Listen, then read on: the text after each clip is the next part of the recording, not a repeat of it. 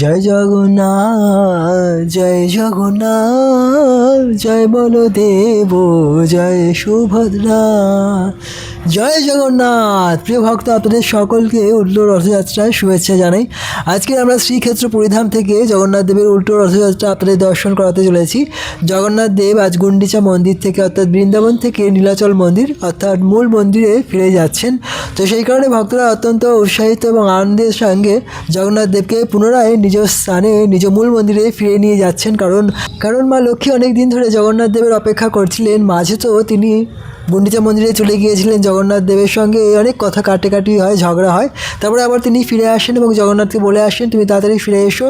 সেই কারণে জগন্নাথ দেব ফিরে চলেছেন। কারণ আর দেরি করলে লক্ষ্মী দেবী হয়তো জগন্নাথ দেবকে আর ঘরে ঢুকতেই দেবে না। সেই কারণে আগে ভাগে জগন্নাথ দেব তৈরি হয়ে গিয়েছেন। রথের ওপর তিনি আরোহণ করেছেন গুন্ডিচা মন্দির থেকে এবং ভক্তরা শেষ মুহূর্তে জগন্নাথ দেবকে রথের উপর দর্শন করে নিচ্ছেন। আর একটু পরেই জগন্নাথ দেবকে নিয়ে বেরিয়ে পড়বেন সকল ভক্তরা আনন্দের সাথে। আপনারা কোথা থেকে জগন্নাথ পুরীধামের এই রথযাত্রা দর্শন করছেন অবশ্যই কমেন্টে লিখে জানাবেন। আর আপনারা অবশ্যই জগন্নাথ বলদেব সুভদ্রা মহারানীকে প্রণাম নিবেদন করুন। দূর থেকে প্রণাম নিবেদন করলেন জগন্নাথ বলদেব সুভদ্রা মহারানী বিশেষ কৃপা আপনারা লাভ করতে পারবেন। দেখুন সুভদ্রা মহারানী কত সুন্দর দিব্য দর্শন দান করছেন। তো আরেকটা সুন্দর দিক আমরা আপনাদের দর্শন করাবো। পুরীধামের বিশেষ গুরুকুল থেকে জগন্নাথ দেবের জন্য বিশেষ ভোগ নিয়ে যাওয়া হচ্ছে। জগন্নাথের জন্য বিশেষ ভোগ মন্দির থেকে যাচ্ছে।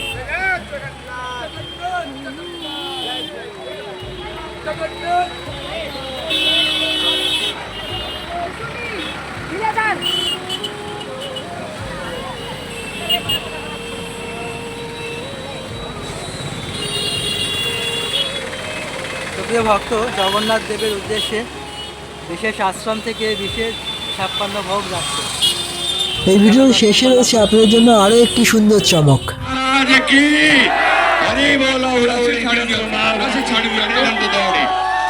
ছাড়ি দিয়ন্তু পরবর্তী নির্দেশ পর্যন্ত অপেক্ষা করন্তু, ধৈর্যের সহিত অপেক্ষা করন্তু।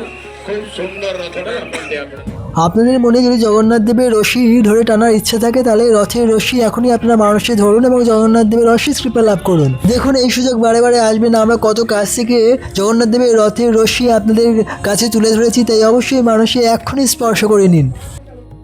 ভক্তদের ওপর নিক্ষেপ করা হচ্ছে।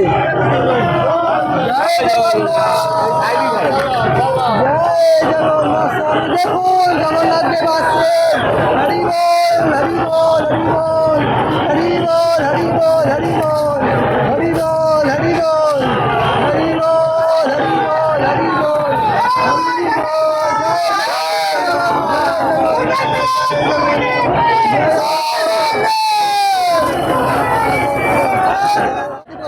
দেখুন হরি বল, জয় জগন্নাথ মহাপ্রভু। জগন্নাথ বলদেব সুভদ্রা মহারানী আজ যে রথে করে ফিরে যাচ্ছেন মূল মন্দিরে, কিন্তু মন্দিরে আজকে ওনারা প্রবেশ করবেন না। আজ সারা রাত তারা বাইরেই থাকবেন এবং আগামীকালকে লক্ষ্মী দেবী তিনি বেরিয়ে আসবেন সকাল সকাল এবং আরতির থালা নিয়ে বেরিয়ে এসে জগন্নাথ বলদেব সুভদ্রা মহারানীর আরতি করবেন। তারপরে সুভদ্রা মহারানী এবং বলদেবকে ভিতরে আসার জন্য দরজা খুলে রাখবেন এবং কিন্তু জগন্নাথ দেব যখন প্রবেশ করতে যাবেন তখনই দরজা বন্ধ করে দেবেন লক্ষ্মী দেবী। কারণ এতদিন পর জগন্নাথ দেব ফিরে এসেছেন, সেই কারণে লক্ষ্মী দেবীর রাগ এখনও কম হয়নি। সেই কারণে জগন্নাথ দেবী বাইরেই অপেক্ষা করতে হবে। তারপরে জগন্নাথ দেব ভাববেন যে আমার তো এখন আর কোনো কিছু করার নেই, যদি মিষ্টি মিষ্টি কথায় লক্ষ্মী যদি মন গলে যায় তাহলে খুব ভালো হয়। এভাবে জগন্নাথ দেব লক্ষ্মী দেবীর জন্য কিছু মিষ্টি মধুর কথা বাক্য বলবেন, কিন্তু লক্ষ্মী দেবী তাও মানবেন না। তখন কি জগন্নাথ দেব বিশেষ মিষ্টি অর্থাৎ রসগোল্লা লক্ষ্মী দেবীর জন্য নিয়ে যাবেন এবং বাইরে থেকে আবদার নিবেদন করবেন যে হে লক্ষ্মী দেবী, দেখো আমি তোমার জন্য কত সুন্দর সুন্দর রসগোল্লা, তোমার প্রিয় রসগোল্লা এনেছি, তুমি খুব খেতে পছন্দ করো, সেই কারণে তুমি দরজা খুলে একটু বাইরে বেরিয়ে আসো এবং সুন্দর এই রসগোল্লা তুমি পেয়ে নাও, তোমার খুব ভালো লাগবে। তখন মা লক্ষ্মী তিনি অত্যন্ত সন্তুষ্ট হলেন। প্রভু জগন্নাথ স্বামী তার এই অত্যন্ত রসগোল্লার কথা মনে রেখেছেন, সেই কারণে তিনি বাইরে বেরিয়ে এসে জগন্নাথ দেবের হাত থেকে রসগোল্লা গ্রহণ করলেন এবং তার মান তখনই ভেঙে গেল এবং জগন্নাথ দেবকে তিনি নিয়ে প্রবেশ করলেন মূল মন্দিরে।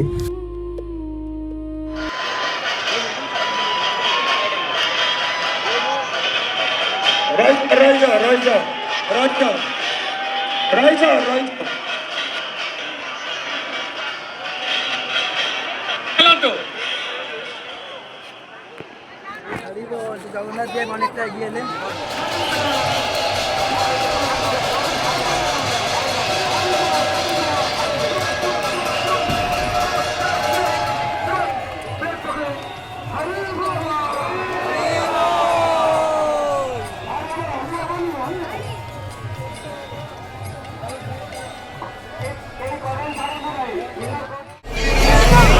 দেখতে পাচ্ছেন জগন্নাথ দেবের রথ এখন অনেক দূরে আছে, চলুন আমরা সেখানে যাই, যদি টানতে পারি তাহলে খুব ভালো হয়, দেখা যাক।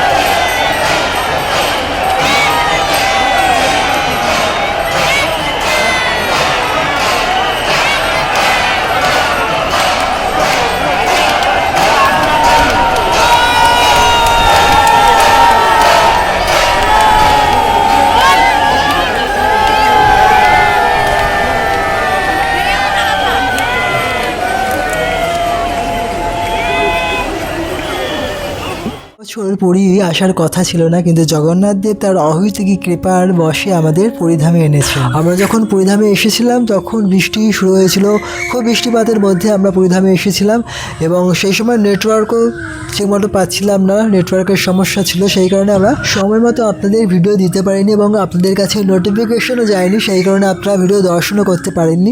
তো পরবর্তী সময়ে আমরা চেষ্টা করব সঠিক সময়ে আপনাদের ভিডিও দিতে, যাতে আপনারা সেই ভিডিওগুলি দর্শন করে পরম আনন্দ আস্বাদন করতে পারেন।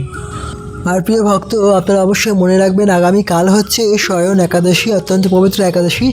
এই তিথিতেই পরমেশ্বর ভগবান শ্রীবিষ্ণু 4 মাসের জন্য যোগ নিদ্রায় শয়ন গ্রহণ করেন, সেই কারণে এই 4 মাস বিশেষ বিধি নিয়ম পালন করা উচিত। বিশেষ করে এই মাসে আজকের দিন থেকে এই 1 মাস ব্যাপী সমস্ত প্রকার শাক নিষিদ্ধ করা হয়েছে আহার করার জন্য। তাই অবশ্যই 1 মাস আপনারা শাক বর্জন করবেন এবং এই বর্ষাকালেও শাকের মধ্যে বিভিন্ন পোকা এবং বিভিন্ন প্রকার জীবাণু থাকে, সেই কারণে শাক আহার বর্জন করতে বলা হয়েছে। অনেক দিন পর জগন্নাথ, বলদেব এবং সুভদ্রা মহারানী তারা মূল মন্দিরে ফিরে এসেছেন।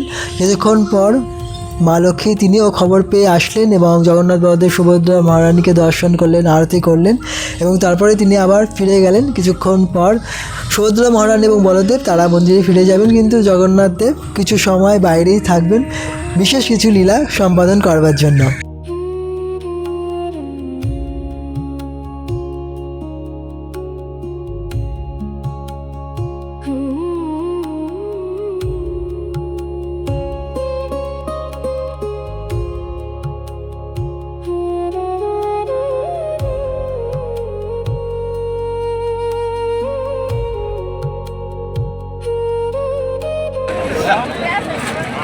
দেখুন মূল জগন্নাথ আর এই জগন্নাথের মধ্যে কোনো ভেদ নেই। এখানে অনেক ভক্তরা সকাল থেকে যারা বড় রথ টানতে পারেনি তারা এই জগন্নাথ দেবকে টেনেছে।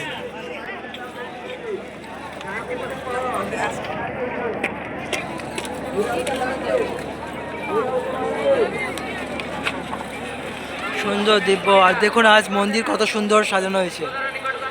এর রথযাত্রা মহোৎসব, সেই কারণে আমরা কত মন্দিরের কাছে আসতে পেরেছি এবং এখান থেকে আমরা শ্রী শ্রী পতিত পাবনকেও দর্শন করতে পারবো খুব কাছ থেকে।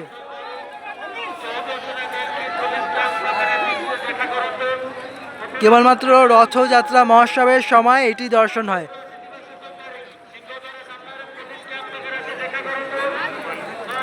জয় পতিত পাবন মহাপ্রভু কি জয়। দেখুন এখানে মা লক্ষ্মীকেও দর্শন আমরা করতে পারছি মন্দিরের ঠিক উপরে।